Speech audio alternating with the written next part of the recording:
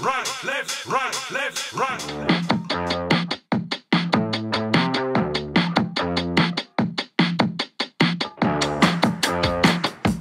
notre deuxième podcast de l'année, je suis très heureux de m'entretenir avec Alban de Lucas, qui a la gentillesse de m'accueillir dans ses locaux, ces magnifiques locaux à Besançon. Et Alban sera notre premier invité donc, dans cette série de portraits, des portraits que je souhaite proposer, qui vont coïncider en fait avec les belles rencontres que j'ai pu effectuer dans le cadre de mon activité professionnelle dans le monde du dispositif médical. J'aimerais, à travers ces entretiens, partager avec vous des exigences, ou plutôt des expériences de vie, des projets, des changements de voie, qui peuvent peut-être rentrer en écho avec ce que vous vivez aujourd'hui, avec vos interrogations actuelles, avec vos réflexions, qui sait. Et donc, ravi de retrouver Alban. Alban qui, peut-être, n'est plus la peine de le présenter. Il surfe sur le succès. Il est le président fondateur d'Archéon Médical, une jeune entreprise. On va recommencer. Doit-on encore présenter Alban, qui aujourd'hui surfe sur le succès? Alban est le président fondateur d'Archéon Médical. C'est une jeune entreprise qui est basée à Besançon et qui développe des produits innovants dédiés à la ventilation des patients. Archéon, depuis sa création, collectionne les prix d'innovation, iLab, SNITEM, Janus de la Santé, dans le top 500 mondial de la Deep Tech. Et dernièrement, il a reçu également le prix d'innovation de l'EMS World 2022. C'est la première fois en 10 ans qu'une entreprise française remporte ce prix. Donc mon cher Alban, tout d'abord, félicitations à toi. Je suis très admiratif de ton parcours. Merci. Et c'est de cela que je voudrais m'entretenir avec toi aujourd'hui. Je me souviens, je ne sais pas si tu t'en rappelles, c'était en 2017, tu me repréciseras, on était dans une auberge à Düsseldorf, on était en Allemagne, Oui. dans le cadre de Medica Compamed, et tu venais de te lancer dans l'entrepreneuriat, et je te disais combien j'étais fier de toi déjà, et quel courage tu avais de te lancer dans cette aventure. Et à l'époque, tu m'avais dit, ouais, tu sais, c'est pas si terrible que ça, dans la musique, on a une chance sur 1000 de percer, alors que pour une start-up dans le DM, on a une chance sur 100. Donc j'ai multiplié par 100 les chances d'y arriver. Et j'aimerais revenir avec toi sur ces moments-là. À l'époque, quelques années auparavant, tu étais leader d'un groupe de rock qui s'appelait Slide on Venus. Et c'est de cela que dont je voudrais parler avec toi. C'est comment tu as switché du leader d'un groupe de rock à un leader d'un groupe de start-up innovantes. Je souhaiterais peut-être repréciser ce que j'ai pu penser ou ce que j'ai pu dire à l'époque. Peut-être que les chances de réussite d'une start-up dans le DM aujourd'hui, avec les changements de contexte de réglementaire, c'est plus compliqué. La réduction des budgets de tous les hôpitaux avec la crise Covid qu'on a connue, est peut-être un peu plus. Les chances sont peut-être un peu plus minces qu'une sur 10. Mais néanmoins, ce que je voulais dire, c'est que si on a la capacité de développer une solution qui est utile en fait au traitement ou à la prise en charge des patients, et qu'on a une équipe qui est motivée et qui est travailleuse, il y a quand même de très fortes chances de succès. Alors qu'on sait très bien que le milieu de l'art, ça reste... Alors que c'est pas le cas. Il y a le phénomène, on va dire, de la mode, les goûts, les couleurs, ça s'anticipe pas forcément. Et tu bossais quand tu étais leader parce que là tu parles de travail, tu parles d'investissement. T'étais pas investi quand t'étais à Slide on Venus? Bien sûr que si. Non, si on veut un peu résumer le parcours, c'est vrai que... Alors moi, j'ai commencé la musique très jeune, j'ai commencé à 6 ans. J'ai toujours adoré ça, ça a été ma passion. Je pense même que mes parents me voyaient beaucoup plus souvent travailler la guitare ou travailler le chant que de travailler mes devoirs au lycée ou même après à l'université. J'ai passé des heures à travailler ma guitare le soir, et ça a toujours été ma priorité. C'était de devenir musicien en fait, de devenir chanteur, guitariste, et puis d'essayer d'en vivre. Et je pense que j'ai été un petit peu on va dire, à l'école du rock des années 90. Quand j'ai commencé à écouter, on va dire, de la musique actuelle, quand j'avais 10 ans, j'écoutais Nirvana, j'écoutais les Red Hot Chili Peppers. C'était la mode du rock ou du très gros rock, comme Korn, Slipknot, Deftones. T'étais aussi là-dessus, toi. Voilà, j'étais un petit peu... quand j'étais au collège, lycée, c'était ce qui s'écoutait. C'était ce qui était à la mode. C'était pas... C'était pas, on va dire, Beyoncé ou tous les rappeurs actuels. Il y avait le rap aussi qui commençait à percer, le rap français. Le rap de l'époque, NTM, MC Solar, etc. C'était un peu moins ma came. Mais Mais voilà, j'ai grandi avec ça. Ça a toujours été ce que je voulais faire. Et puis, chemin faisant, tu vois, quand tu commences ton groupe, un nouveau groupe de musique à 20 ans, et puis que la mode a totalement changé, je pense qu'aujourd'hui, le Mais rock, plus personne n'en écoute. ouais, mais tu as eu Et du succès quand même, Alban. Parce qu'à l'époque, je me souviens, puisque j'ai eu la chance de te connaître à ce moment-là, tu avais été victorieux d'un concours et tu avais été élu meilleur groupe de rock français. T'avais fait un truc à l'Olympia, c'est ça? ouais, on avait fait un concert à À l'Olympia l'Olympia. avec Slide on Venus. On a eu la chance de faire quand même pas mal de belles dates. Mm. Alors, je dirais pas qu'on était très connus en France au point d'être des personnalités on va, du monde du rock. Hein. On nous arrêtait pas toutes les 2 minutes dans la rue Ouais. pour signer des autographes. Quoique à Besançon, ça arrivait. Ouais. Dans notre région, ça arrivait quand même. On a eu la chance de faire des belles scènes, de jouer dans des beaux festivals. De jouer devant plusieurs milliers de Tu as personnes. fait Mais... l'inauguration de la salle de concert de Besançon en avant-première de Lilywood and the Prick. Ah, la Je me Rodia, ouais, rappelle, c'est vrai j'étais qu'on a là. fait le tout premier concert Ouais. de la Rodia en janvier 2011, je crois. Ouais. Et malgré tout, tout ça ne suffit pas à faire de toi un professionnel. Et mes amis de l'époque, qui sont toujours mes amis, qui ont continué dans cette voie, aujourd'hui... Ah, ils sont toujours dans le rock, là, tes ouais, potes, là. toujours dans la musique, Ouais. on va dire, parce que Ouais. le rock aujourd'hui en Ouais, France ouais. et à travers le monde, Ouais. c'est quand même pas, Ouais. voilà, c'est plus ce que c'était. Donc ils sont toujours dans la musique, mais aujourd'hui ils ont la chance d'en vivre, ils ont la chance de vivre de leur passion, D'accord. mais ça reste difficile, c'est quand même le parcours du combattant et c'est quand même un milieu avec, on va dire, une très forte instabilité. Et puis Dieu sait si le Covid a été Ouais. dur dans cette phase, enfin pour tous les musiciens et les artistes que je connais. Alors, comment du coup, t'es passé du rock à Archeon? Bah, déjà, ça a commencé par des études en ingénierie biomédicale à l'ISIFC. J'ai toujours adoré les sciences. J'étais fort en sciences et j'avais pas besoin de bosser beaucoup pour être doué en maths et en physique. Donc ça, Ouais. c'était ma chance.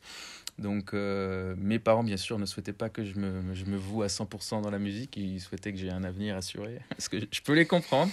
Et donc, j'ai fait cette école avec notre directrice, ancienne directrice, mais Nadia Buterlin, qui était incroyablement, on va dire, compréhensive. Et À l'écoute, ouais. elle soutenait ses élèves. Mm. Elle m'a permis, en fait, de vivre à la fois de poursuivre mes études et de vivre ma passion avec l'aménagement aussi des horaires. Parce que à l'époque, franchement, je passais bien 30 heures par semaine à faire de la musique. Mm. Hein. On Ouais, je te voyais pas enregistrait, toujours on en cours.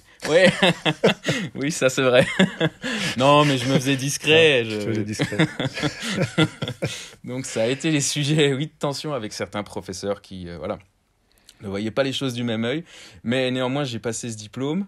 Et puis, à la suite de ce diplôme, j'ai continué, on va dire, mon parcours musical. J'ai voulu vivre de la musique. Passer un certain temps, bah, c'est quand même difficile, on va dire, d'être totalement autonome hein, quand on n'a plus les parents qui payent l'appartement, les études, etc. Il faut vivre par soi-même, ça devient difficile. Et puis, je voulais pas lâcher la musique et je cherchais un travail d'ingénieur à mi-temps. Alors, ingénieur à mi-temps, dans le biomédical, c'est quand même pas, Pas simple. c'est quand même pas simple. Et puis au final, c'est grâce à toi que tout s'est arrivé. En tout cas, je t'ai mis dans les mains d'Abdo Kouri qui avait inventé l'idée future d'Archeon, en fait. Ouais, Ah, c'est c'est vrai. ça. Abdo Kouri, Mais qui est médecin urgentiste au SAMU de l'hôpital Jean Mingeot de Besançon, du CHU de Besançon, qui cherchait en fait un ingénieur à mi-temps parce qu'il n'avait pas le budget pour nécessaire, payer ouais. une Ouais. personne à temps plein. Et je peux te dire qu'il n'avait même pas le budget pour payer une personne à mi-temps. Hein. C'était Ah ouais, aller voir le salaire. ouais, je sais. Ouais. Mais pour moi, c'était mieux que rien. Et ça permettait d'avoir un salaire fixe. Et puis, je me suis dit, bon, bah, on va faire ses armes dans la recherche, dans la ventilation. Alors, pourquoi la ventilation? Parce qu'en fait, il faut savoir une chose, c'est que dans le service d'urgence réa de Besançon, historiquement, en fait, on a des équipes médicales de réanimateurs et anesthésistes qui font de la recherche dans la ventilation. Mmh. Ça a commencé il y a très longtemps. C'est pour ça d'ailleurs qu'on a un très beau musée de l'anesthésie au CHU de Au Besançon, CHU de Besançon, ouais. avec le professeur Nédard, puis le professeur Gilles Capelier, qui ont continué tous leurs travaux de recherche sur la ventilation. Et moi, j'ai débarqué là, je comprenais absolument rien à la ventilation. J'ai commencé à mettre le nez dedans, mais vu que je suis un passionné dans tout ce que je fais, j'essaye de le faire à fond. Et ça m'a plu, ça m'a beaucoup plu. Et puis chemin faisant, mon travail a pris de plus en plus de place, la musique en a pris de moins en moins, jusqu'au jour où j'ai décidé de voler de mes propres ailes et de créer Archeon. Ok. Quels ont été les principaux obstacles à la création d'Archeon au départ? Les principaux obstacles, mon ex-femme, non, je plaisante. Non, c'est une private joke, mais c'est pas sympa. Non, déjà, il faut savoir une chose, c'est quand on crée une start-up, au début, il y a du travail pour 20 et on n'est que 2. Donc, forcément, si on veut que ça marche, on a aucune soirée, aucun week-end, aucune nuit. Parce que je suis en train de penser à un truc, là, on est dans les locaux d'Archeon, on est alors, vous pouvez pas le voir parce que c'est de l'audio, mais on est dans un studio. Un studio de photo en fait là, ici.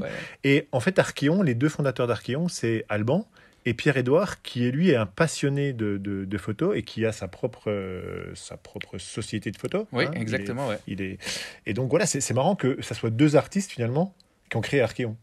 Ouais, c'est ça, en fait. C'est assez étonnant. Et puis ça se retrouve un petit peu aussi dans tous les profils qui constituent l'équipe. Alors, pas tous, mais on a une équipe qui est très on va dire pluridisciplinaire, pluriculturelle.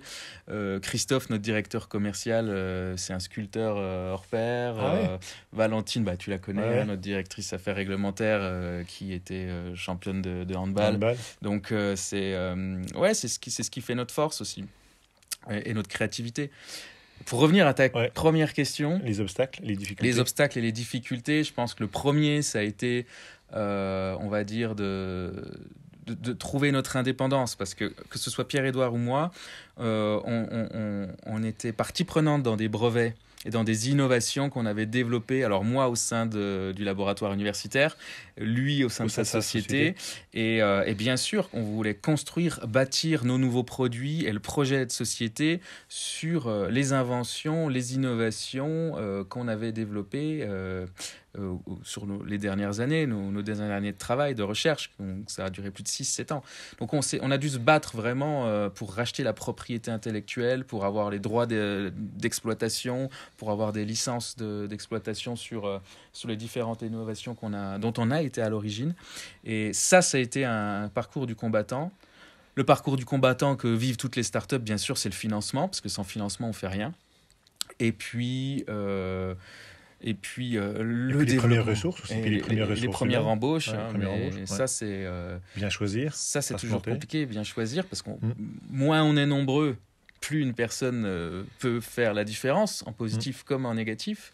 Je pense que là-dessus, on a été plutôt chanceux d'avoir des personnes qui étaient passionnées, douées et travailleuses. Mais j'ai pu me reposer aussi sur un réseau de connaissances dont tu fais partie, qui nous ont aidés aussi à trouver les ressources et les personnes qui nous ont aidés en fait à bâtir cette entreprise, quoi, et ce projet.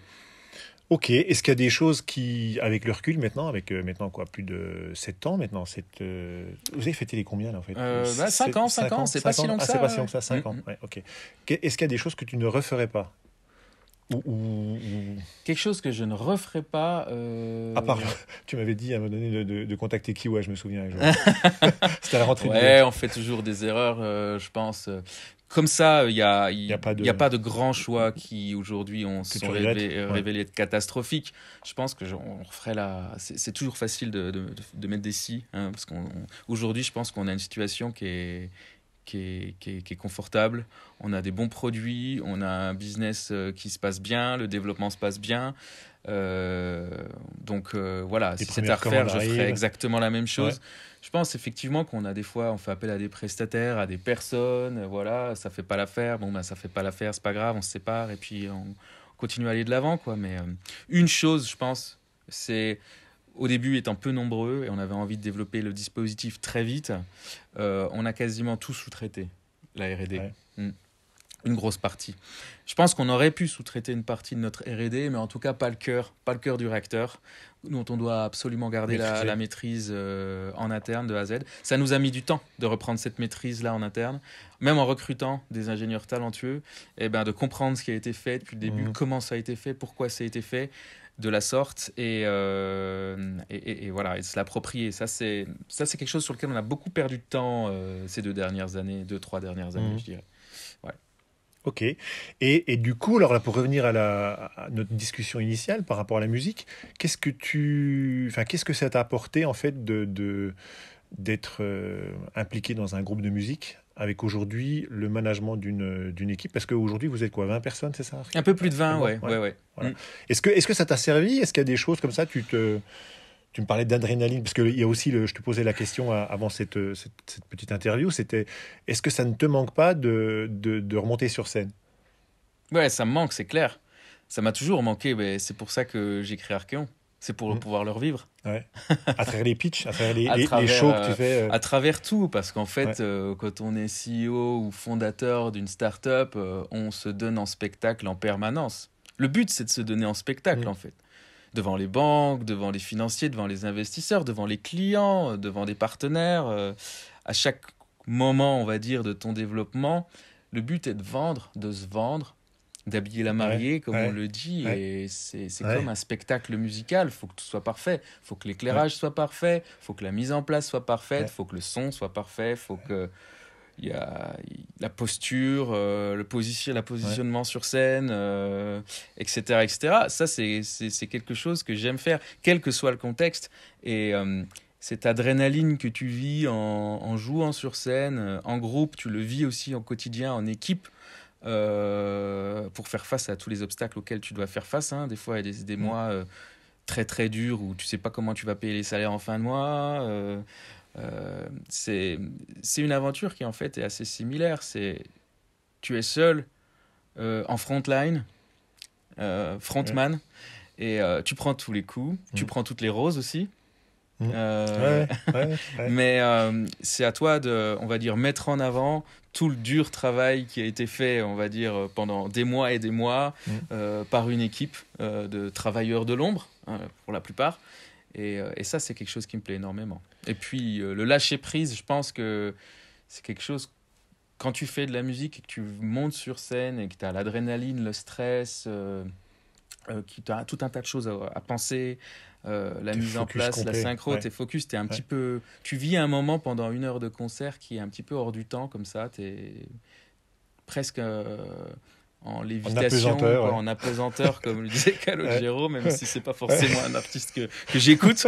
Mais c'est un moment comme ça où tu es dans ta bulle, tu sais ce que tu dois faire, tu sais ce que tu dois faire, tu sais le job que tu as à faire et tu penses qu'à ça. Et il faut avoir cette capacité de lâcher prise comme ça et de tout donner. Je pense que quand tu montes une start-up et que tu diriges une start-up, il y a des moments, il faut avoir ce lâcher-prise parce que sinon, tu peux pas continuer sereinement, sans stress et sans y passer ta santé. Par rapport donc à la composition d'un groupe de musique, toi, tu avais un bassiste, tu avais un guitariste, tu avais un batteur. Là, il te faut un responsable réglementaire, un responsable clinique, etc. Comment t'as choisi tes ressources? Et puis, est-ce que pour toi, c'est plus difficile ou est-ce que c'est plus important de recruter des belles personnes qui souhaitent s'impliquer dans le projet, donc qui soient moteurs, qui soient impliqués à fond, ou de trouver des personnes performantes techniquement pour faire émerger la solution? Enfin, tu vois le ratio humain-technique, qu'est-ce que tu as privilégié, toi, dans les choix que tu as dû faire dans la construction de ton équipe? Ça va paraître évident de dire comme ça, mais en fait, je pense qu'il faut un équilibre. On a des personnes qui sont très, très douées techniquement, qui sont des vrais cerveaux, qui n'ont pas cette facilité de communication, cette souplesse, cette agilité dans l'échange, et qui peuvent être parfois un peu plus durs à manager que des personnes qui sont peut-être moins performantes sur le papier, qui sont moins techniques, mais on va dire, qui jouent en équipe, quoi. Donc on essaye quoi qu'il en soit, de construire une équipe qui soit suffisamment experte techniquement pour pouvoir répondre aux défis techniques auxquels on doit faire face. Ouais. Mais j'ai envie de dire, ça se trouve assez facilement. On n'est pas en train de développer le futur navire spatial qui ira sur Mars. Je veux dire, j'ai pas besoin d'avoir le meilleur ingénieur du monde pour développer ma nouvelle interface, nouveau code, etc. J'ai besoin d'avoir un ingénieur qui soit qualifié pour cette mission. Après, ce qui va faire la différence pour moi, c'est toujours l'humain. Parce qu'une équipe qui se fait confiance, une équipe qui sait travailler ensemble, qui se parle, et qui est motivée, elle ira toujours beaucoup plus loin qu'une équipe qui joue individuelle. D'individualité. C'est un peu comme dans le football. Ouais. Mais c'est la même chose en musique. Hein. Aujourd'hui, toutes les choses qui marchent, quand on voit des groupes sur scène, individuellement, le batteur, des fois, c'est pas forcément le meilleur batteur du monde, le chanteur non plus, etc. Mais par contre, ça marche, ça se joue en place, ça se joue ensemble, et c'est superbe. Voir des concerts où il y a le batteur, il croit que c'est un solo de batterie pendant 2 heures, le gars, c'est horrible en fait. C'est horrible à écouter. Ok. Ouais. Et alors, pour maintenant avoir peut-être un peu de perspective avant de revenir un peu sur des choses plus personnelles, les perspectives là, de ton aventure là aujourd'hui, donc je crois que tu peux nous annoncer des bonnes nouvelles toutes récentes là, mais c'est quoi les objectifs pour toi à court, moyen et long terme pour Archeon Médical? Alors, les objectifs à très court terme, là, c'est l'ouverture du marché américain avec notre produit phare. Ouais, merci. Ouais, ça a été un gros challenge, l'obtention de cette FDA clearance. Et on a eu la notice il y a à peine 2-3 jours, là. Donc, ça soulage bien l'équipe. Et ça a soulagé aussi les bouteilles dans l'entrée d'Archeon. Ouais. C'est vrai qu'il faut peut-être qu'on aille vider le verre. Donc ce marché américain qui pour nous est le marché phare, pour une simple et bonne raison, c'est que nous on adresse la problématique de ventilation manuelle pour les services d'urgence, notamment préhospitaliers. Et aux États-Unis, toute la ventilation, elle est faite manuellement. Alors qu'en Europe, on a beaucoup de disparités entre chaque pays, et qu'il y a des pays qui ne font pas du tout de ventilation manuelle. Donc, le market fit, comme on dit, hein, la solution, notre solution a peut-être moins de valeur, par exemple en Allemagne, qu'elle peut en avoir aux États-Unis. C'est un marché à fort potentiel, c'est un marché où il y a des moyens, c'est un marché qui est aussi très, très friand d'innovation.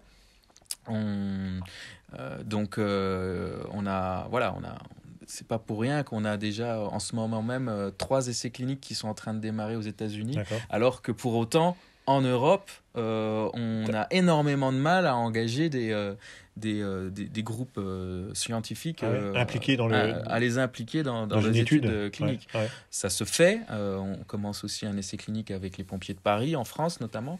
Même avec le support d'abdos, tu n'arrives pas à avoir de personnes. Même avec le support d'abdos, c'est la notion de conflit d'intérêts, je trouve, en France et en Europe, elle est beaucoup plus exacerbée qu'aux États-Unis. Ils n'ont pas de problème de faire du business avec les entreprises de la santé, les médecins, et ils n'ont aucun problème pour prescrire et de mettre leur nom, d'associer leur nom en fait à l'image d'une boîte, d'une marque ou d'un produit. Pour eux, c'est normal. Chez nous, c'est très décrié. Et il y a beaucoup de médecins qui font très attention à ça. Donc, la loi anti-cadeau, toutes ces choses-là, quoi. Mais ça va plus loin que ça, en fait. Hein. On les limite, mais bien sûr, c'est normal qu'il n'y ait pas de corruption. Mais parce qu'il ne doit pas y avoir de corruption, du coup, ils s'interdisent totalement de discuter avec le monde de l'industrie médicale, on a l'impression maintenant, pour être sûr de ne pas avoir de problème. Ça va un peu trop loin, à mon sens. Ok. Bon, bien à part ça, Alban, quels sont quand tu quittes le bureau là, qu'est-ce que tu fais? Quelles sont tes passions? Est-ce que tu écoutes toujours de la musique? Est-ce que tu vas au concert? Qu'est-ce que tu fais? Qu'est-ce que je fais? Pas suffisamment à mon goût. Je pense que les journées passent à une vitesse folle. Bien sûr, je vais toujours voir des concerts dès que je peux. Après, pour être honnête, à Besançon, là où on est, c'est difficile. C'est quand même pas Paris pour voir des concerts toutes les semaines. C'est pas si évident que ça, mais je continue à aller en voir, notamment à la Rhodia, ou de temps en temps dans des petits clubs comme les Passagers du Zinc. quand il y a des concerts de rock, mais même des concerts de musique un peu plus actuels comme l'électro, pop, voilà. Il y a deux groupes on va dire, d'origine franc-comtoise ou qui ont des attaches avec la Franche-Comté que tu je suis suis. C'est énormément qui? et qui sont des groupes d'amis d'ailleurs. Ouais. Le groupe de rock Bigger. Ok. Je sais pas si Non. tu as déjà entendu Non. parler, mais c'est vraiment un groupe qui me tient à Très bien. cœur et qui est très très très bon. Ils ont joué aux Eurokéennes Ok. dernièrement, le Transmusical de Rennes. Enfin, ils font bientôt le Zénith de Paris, je crois, Ah dans ouais. 2 semaines. Ok. Donc, gros groupe en développement à écouter. Et puis Bigger BI2GER. Ouais, Ok. ouais. Et puis le groupe Oros aussi, en espagnol, OJOS. Là, c'est plus de l'électro-pop, on va dire. Alors, C'est franc-comtois, ça? si vous m'entendez. Ah, c'est pas franc-comtois, Ah ouais, mais ce sont ouais. des amis que j'ai Ah, rencontrés ok. D'accord. quand je faisais de la musique à l'époque. Et Adrien, l'un des 2 membres du groupe, est originaire de Besançon. D'accord. Ok. Donc, Ok. voilà. Ok. Très bien. Eh bien, écoute, Alban, je te remercie pour ces moments de partage et ça fait plaisir, en tout cas, de te revoir dans ce cadre magnifique d'Archéon. La prochaine fois, on aura aussi la possibilité d'écouter. Bon, là, il faut que je reprenne, là, parce que là, c'est. Tu peux faire ce... Je vais refaire, vas-y, je refais.